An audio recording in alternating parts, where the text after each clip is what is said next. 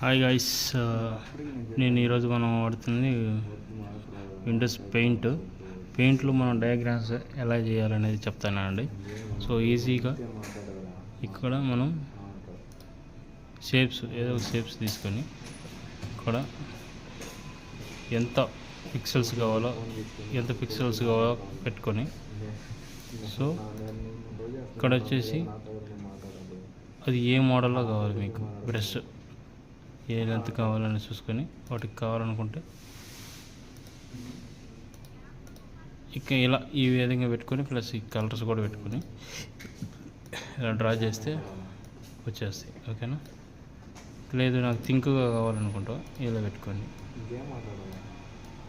ఓకేనా? ఈ షేప్ నచ్చలేదు, ఇంక వెరైటీగా స్టార్ షేప్స్ కావాలనుకోండి, ఇలా సింపుల్గా షేప్స్